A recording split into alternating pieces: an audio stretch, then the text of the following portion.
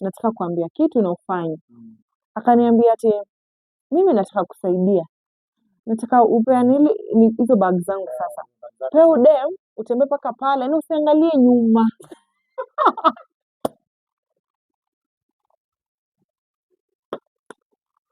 Usiangalie nyuma. Relax. Usiangalie nyuma. Tembea paka pale. Alafu ukifika hapo uteme mate. Uteme mate. Nikamwambia unajua nini? Nikakuwa mkali. Nikamwambia mimi I don't believe in uchawi.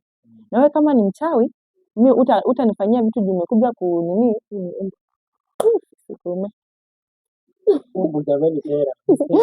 juu umekuja kutibu your sijui in-law.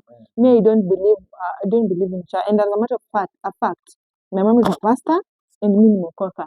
So if you believe you are a real man of God or a real mchawi, let me call my pastor. But I used to have my pastor mwenye ananiombea. Nikachukua simu yangu. Nikataka kukoni nikadai hiyo namba mpaka. Huyo dema akaniambia hapana. Unajua ni mchize, unajua venye nishasema hivyo, huyu akajam hadi ananichoza akaniambia okay, if you want to do that then okay, do. Tuone.